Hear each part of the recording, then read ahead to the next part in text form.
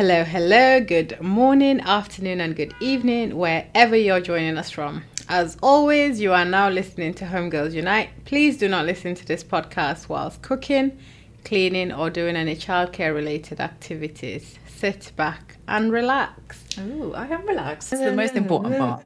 Okay. And have you got some today? Yeah. So I have a couple. Okay. So, do you want to go first, or do you want me to go first? You go for it. Okay. It's a bit of a longer one. Let's do it. So, this eldest daughter states, I really detest my mother. Oh, I am the.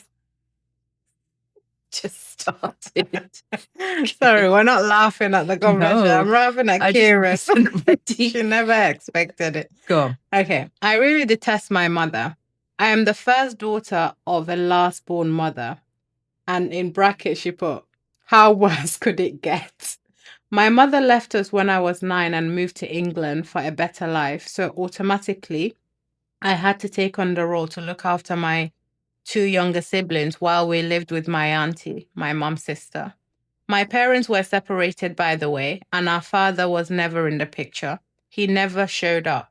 I am 36 now, moved to England, and I can't stand my mother at all. Her continuous need to be a baby while I have to step up as an adult has taken a great toll on me and caused so much problems amongst my siblings. I feel like my life could have taken a different turn if only she stepped up as a mother and not as a child. Sometimes I feel guilty, but I have suffered so much, and now I have a spinal injury from accumulated physical and emotional stress and so on. African culture really expects the oldest child to have to swallow it all, but I am out of that building, and in fact, I burnt the keys. Oh, I'm so happy that I that burnt the last keys. I line. felt Oh that my in goodness, my really deep, really deep. Wow. First of all, to all the eldest out there that have younger last born parents, either mom, dad, Yeah. sending lots of prayers, love, hugs, all of the above, because my mom's an eldest, Same. but my dad's the youngest. Same. Okay, say less. We'll talk about that in another episode. You know, when this confession started, immediately I thought of Desperate Housewives because I thought of Julie and Susan. Yeah. Oh, yeah. And I was like, just straight away, just because the character sentiment there is like, Susan is immature and frivolous with her life decisions and does what serves her because she knows Julie is going to step in and make sure it all runs okay. She doesn't have a thought for what the impact is. It's what I need. Yeah. And that eldest daughter is going to figure out, which is kind of the example here. Like the mom did what she wanted for her. And probably knowing that she had an eldest daughter who can keep things together, but with no thought of what implication that would do to her childhood. Yeah. And then what that does to her development as an adult, or just any like responsibility at all. There was no thought of like, what impact will this have on my child? Yeah. How will their childhood be shaped? How will their adulthood be shaped? And do they even want this? Exactly. It does not seem like there was any thought process with that for the child. That is so true. And I know we reference a lot, but we love the show, and it's always on our watch list. It is. It's never not on our watch list. It's true. But you saying that, I was watching it this week, and I'm around the part where Mike where Susan found out that Zach is Mike's. Okay, yep. And then it's trying like saying like, oh, there was a scene where Mike was like, oh, if you don't want us to date, I can't change who my child is, kind of vibe. And then Susan was like, well, my child I know she's the perfect child, but she's only 15, so she might turn on me anytime. And I was like, of course she's a perfect child, because look who her Yes, mother is. clearly. She's had to like Become be perfect. your parent, Yeah. and she hasn't had her chance to be an actual younger teenager, etc. And I feel like with this mother just upping and leaving, Yeah. I know there are so many circumstances that this would have happened, and things, there's not much of a background on it, but to just leave your eldest daughter, even if it's with an auntie, there's going to be an expectation, even from the auntie, to be like, oh, they're not my kids. Yes. Those are your siblings that you have to look after. And to the end of the confession, where she's talked about her spinal injury from physical and emotional stress. Yeah, I don't think we talk enough about how much our stresses of being the first daughter shows up in our bodies. Yes. And yes, if anyone wants to fund a research, we'll look into it. We will do the research, because a lot of the things that next week, I'm going to the dermatologist. Mm-hmm. I have eczema. I have eczema on my hands. And my eczema only started when I moved to the UK. Wow. And I only became an eldest daughter when I moved to the UK. No way. When I was in Gambia, I was my mom's only child for a long time. And I had my siblings in the UK on my dad's side. And now when I think about it, I'm like, did something trigger this? Did something happen? Like I cannot get rid of this eczema. Like my hands were clear. I never had skin issues until I moved to the UK. And assumed that role of... I feel like there's probably environmental issues for sure, but I think there's also stresses of the role that has caused me. I've had eczema more. My life, I've had eczema more than I haven't. Wow. Because I didn't have eczema from birth to 11, moved to the UK 11. Now I'm early 30s. Wow. So I'm going to the dermatologist to figure out what's going on with it, because thankfully it's not as bad now than when I lived at home. I used to have bad flare-ups when I lived at home. The flare-ups, my husband used to joke, oh my God. He was like, why does your hand feel like sandpaper? Because it was that bad. Wow. And I know a lot of elders who have health issues. Yes, a lot. Because of all of the responsibilities that they've been going through. And it's like, they're going to kill you. Because there's already the stat around how many women in general, and this is not accounting for just eldest daughters, but like women in general develop an autoimmune disease, like 70% or something really high like that, 70, 80. Yeah. And I think there was a saying, and it was like, women have two choices: develop an autoimmune disease or be a bitch. That was it. That will save you from developing. And I think by that, if we don't just take that word, just singular, I think it's those things of, in this context, creating the boundaries, saying like basically all the things that doesn't actually make you one. Yeah. It's that people will probably call you it because you don't serve their need the way that they want you to. So you'll get called it a lot. Yeah. But then there's a point in which you go, okay, you know what, I'll just accept that, because it's either that or I'm going to have to end up with a lifelong disease that I don't want to, and there was no right or need for me to have done this because I did nothing to myself. Exactly. It becomes an external factor that seeps within the body. And like you said, we are not making the connection enough, because from that life, she said she was 9. Yeah. So from 9 to 30, obviously that is a very long time to be holding that level of stress, responsibility, having to think in such a way. Obviously through that time, maybe going through education or jobs, and then having to navigate your own social situations, your own personal situations. But to have that level of external environment to take care of. Yeah. without choice, It's crazy. it will hold and just stick in the body, and then unfortunately come out in ways like this, because now at 30, this is another thing she has to now deal with, Figure out, yeah. and figure out what is it like to live with this because of that. That is...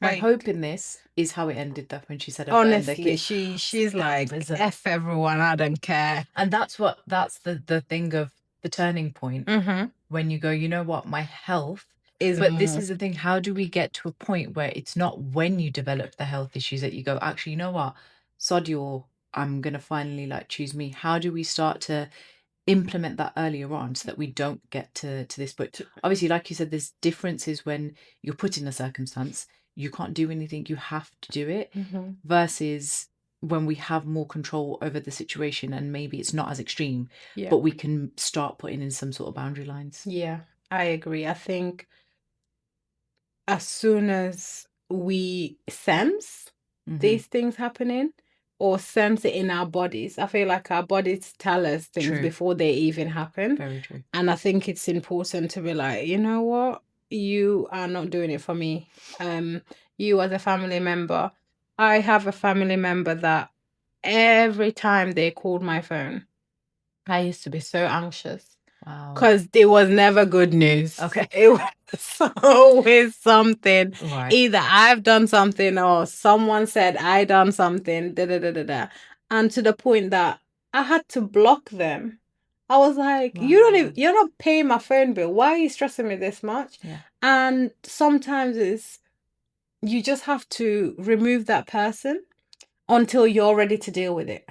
Because why I'm having fun and now I see a name on my phone and my whole day is ruined. Yes. Because you lack emotional intelligence. Yes. And instead of calling and be like, okay, I heard this, you're bombarding me, you're doing this, you're saying anything that comes to your head.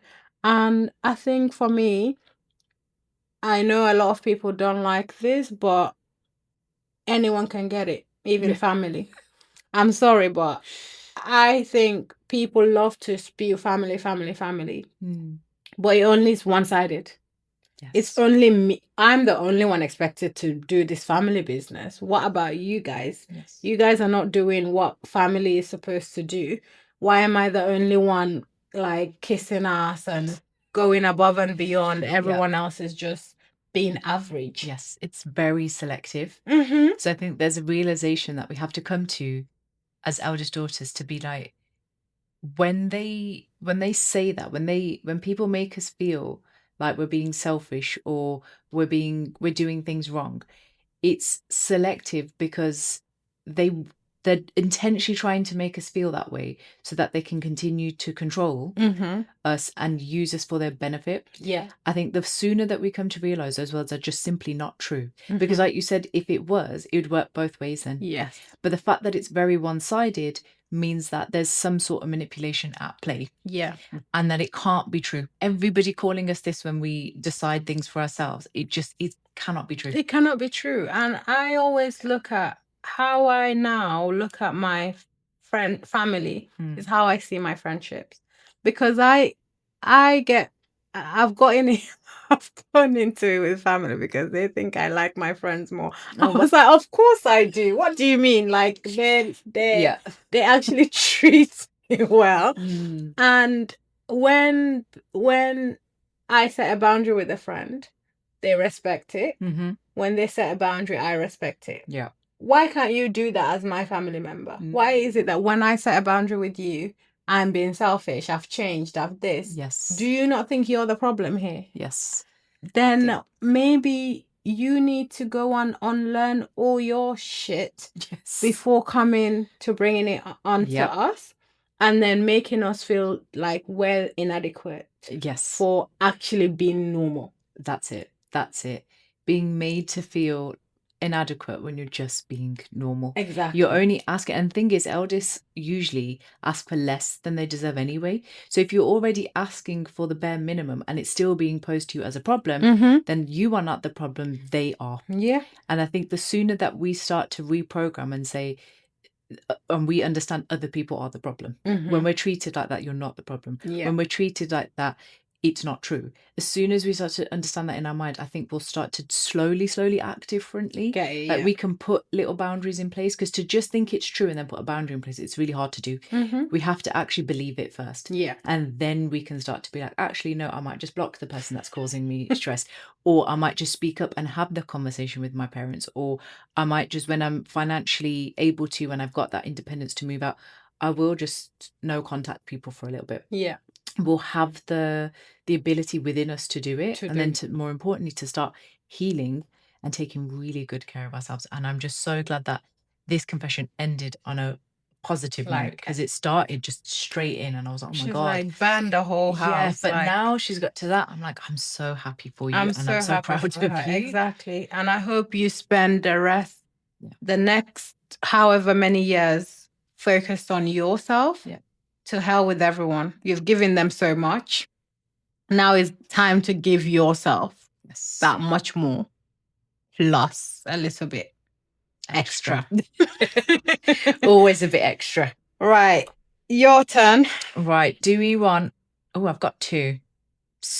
Okay. I'm gonna go with this one. In the interest of time, I'm gonna go for this one. Okay. So it's short and sweet. Okay. It says, I'm finding it so hard to find a partner to settle down with. It's a fight between wanting independence but wanting to finally be taken care of. Does that giggle mean somebody relates? Yes. Go on then. I relate. You know what? As a married person, sometimes I feel like this is not even about who I'm married to, but more about life in general. Because I feel like even when I used to live at home, I felt this. Because sometimes it's just the urge to just be alone, to just be like, oh my God, I don't want to have to be responsible for anyone else, right, or the needs of anyone else as an eldest. I feel like it would be so much easier if it's just me. This week, my husband's away for a week, and I've been home alone. Kiran. Go on. It's like I've been enjoying that. Although I'm like, okay, I miss him, etc. I miss the house not like being noisy. But I also really, it's taking me back to when I used to be alone. Right. When I used to live alone and it's just me. I come home, where I left this is there. Where I left that is there. I'm not worried about what we're having for dinner, or it's my turn to clean. Like, I need to do this. It's like I cleaned the house. The day he left, I cleaned the house. Now I'm just chilling. Just enjoying it. Knowing that it's all going to be exactly as I left it. And I think for women, not just elders, we already know as soon as, bit morbid, as soon as we get married, our life expectancy drops. As soon as we know marriage typically benefits men more than it does for us. So I can understand this eldest daughter having to fight between her independence and the need to be taken care of. Yeah. But I also want to say that need to be taken care of is by who? Ooh. Because I get taken care of very well by my friends. True. I get taken care of very well by my partner as well. So if it's just to be taken care of, who do you want that from? That's a really, really good point. Because it's not necessarily, I mean, there could be more reasons. This might have just been a snippet, but that seemed like the primary as opposed to other things. And I think that's a really important point about the fact that, especially in the West, the emphasis on romantic partnerships, as though that's the only type of love and partnership that exists in the world, is crazy. And not even just in the West. I think in certain cultures, we're brought up girls to believe that your life is complete when you get married. You'll be taken care of when you get married. Your husband's going to be the one that will, after your family, make everything. They're the one that makes everything better. It's like your family or your husband, that's it. So friends just kind of get lost along the way. Yeah. And I'm like, actually, it's the most powerful bond you can have in this life, because you choose it in a way that it's like it's not dependent on what you can do for them in that way. Like marriage is because it's that exchange of that thing, and families, it's not by choice, that's just where you ended up.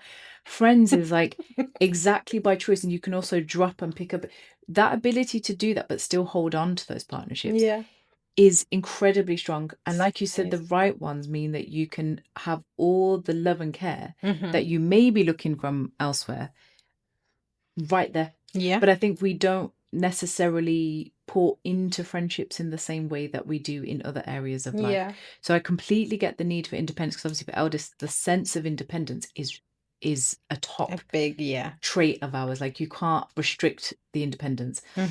But then what do you, as somebody who is married, then where do you think that balance comes from, or what type of partner then? If we say, okay, it's not friends, maybe she just actually wants to be in a romantic partnership, then where is there any, not tips, but what should eldest look for when it's the sense of like, let me do me, but also it'd be nice if somebody else was putting the roof over the head and like helping with the cooking and the maintaining of our home together? Who should we be looking? Yes, come on. This is now becoming. I would say marrying someone that has empathy is a good place to start. Okay. Because I see so many things online, obviously, very not always a great place to be, but men that just see their partner suffer, and I'm like, you don't have empathy for this person, Right. Yeah. because how can you see me like tired, stressed, and you can't even like be like, oh, let me help you do that. Let me help you do that. So I think for me, having someone that's empathetic towards me, understands my upbringing, and how much being an eldest has impacted who I am as a person, and also understanding that I'm not here to take care of you. We're here to take care of each other is really like important, because I know, especially like you said, in our cultures, it's they emphasize this, or find a partner, but it's always the women that are going out of their way above and beyond to find these partners. It's almost like men are just statues that you come and collect and then take them to their houses.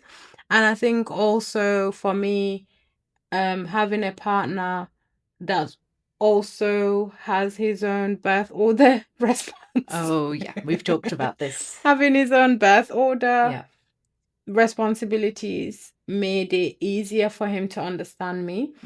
And I can't lie, before getting married, I feel like if we hadn't done premarital counseling, I don't think we would have had such a smooth, first year of marriage is always mad, but I think it would have been even harder, if we hadn't. And those are things that I feel like when I say premarital counsel, people are thinking like, oh my God, it's big things. It can be as little as who's doing chores, who's doing what chore, who enjoys what more. Taking turns in planning date nights, taking turns in like planning activities, things like just little things. Because I hear people moving in and it's like, oh, you're doing all the cooking and cleaning. You're literally going from one person's taking care of one household to now you're the only one taking care of your like marital household, whatever the word is. And I think it's really unfortunate that we've been raised to do that. I don't, was it you I was telling, or it might have been Amna, I called crying during Ramadan because I wasn't fasting at the time. I was chilling on the sofa and I was on the phone to my mom and my auntie, and it was nearly iftar.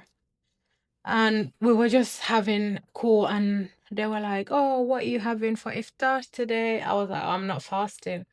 And then they were like, oh, and then they were like, oh, okay, what did you make then? I was like, there's food in the fridge. I didn't make anything. And it was like a couple of minutes before iftar. And I was, because time difference, I was like, oh, it's iftar soon. And then they were like, oh, have you made the table for him? I was like, hell no. I was like, no. And they were like, oh, you need to make tea. You need to like cut fruits, make the table nice. I was like, no. I was like, we don't even do that. Like, I don't even do that when I'm fasting. Never mind for someone else. They started going off on me. No way. They were like, La ilah, subhanallah, Yasin, what is going on? This is crazy, yada, yada, yada. And I was so pissed off. I was like, I need to go. I hung up the phone. And then I was sat there and I just started crying. Oh. And then my husband was like, oh, what's wrong? And I was explaining it to him. And then I was like, they basically calling me a bad wife because I don't want to enslave myself for I'm on my period. He should be coming to me. Why am I the one running around? And he was like, oh, don't worry, you're a really good wife. He's like, I've got hands. Yes. I can warm my own food. There goes that empathy in action. Exactly. Yeah. And I think it's so easy to mistake what everyone else is saying, your family is saying, to internalize that. Because sometimes I'm like, oh my God, am I a bad wife? Like, I'm making him cook. Am I this? Am I that? And I used to feel guilty, but now I'm like, what if we have kids and something happened to me? Yeah. Who's gonna feed your kids? Who's gonna feed our kids? So it's making sure, like, when you're getting to know whoever you're getting to know, that they have qualities that you want, qualities that I have, I want to see in you, because it's not just about me or it's not just about you. It's about the unit that we are and how we are going to support each other.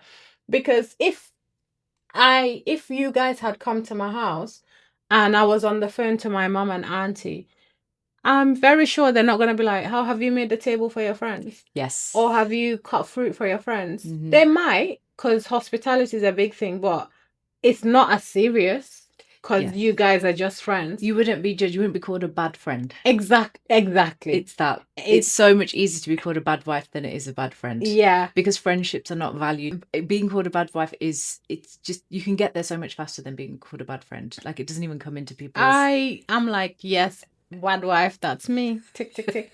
I don't care. As long as I know I'm a good...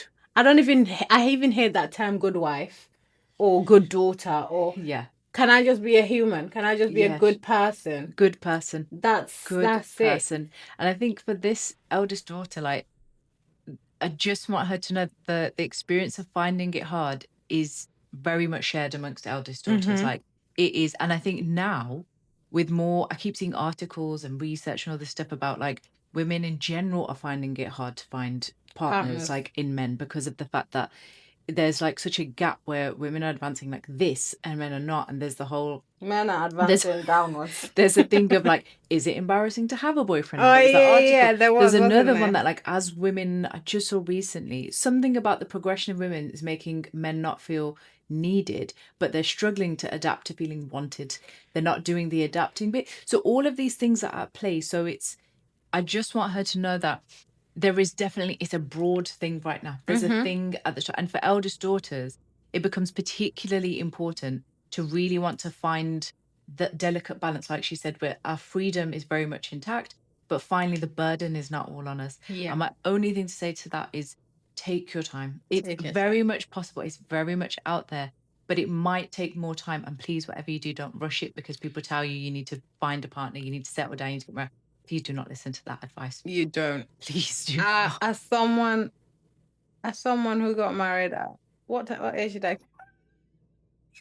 Don't watch this. I've been. This is gonna be my second year of marriage. So I've been married. I got married at 30. Yeah, and that's graveyard age in African culture, and I'm sure in your culture too. That like 30 is like, oh my God, should have had your second kid by now. Like all of them. Exactly. And I'm I feel like I'm glad I got married at that age, because it allowed me to weed out what I didn't want. I'm glad I didn't settle according to other people's timelines. Yeah. And just do what I wanted. And my partner and I were both the same age. And I feel like because he had so many sisters, that also helped his level of, I feel like we were the same age mentally as well. Not, oh, I'm 30, you're like 21. Yeah. As it goes. Yeah. So don't stress yourself. I know it's easier said than done. Enjoy. I feel like my friendships have actually gotten better since I got married, because I'm so scared of being that person like that has no friends, or just putting so much into my, like, just focusing too much on a man, that I'm like, oh, I think I spend more time with Kiran and Anna than I do in my own house. It's true. So just take it easy. Enjoy your independence now. Yeah. And enjoy pouring into other relationships in your life that maybe right now could serve the need that you have, until you find the person that's like, okay, that's my partner. But yeah, it's definitely a process. It definitely takes time. We believe in you. Yeah. You got this. We're all in this. We should do a compilation of all the little tunes that you sing in That each episode. Please. Right. There we go. Thanks, lass. Thank you. Hope you, hope both eldest daughters get what they want in the end. We're rooting for you. Yeah. All right. Bye for now. Bye.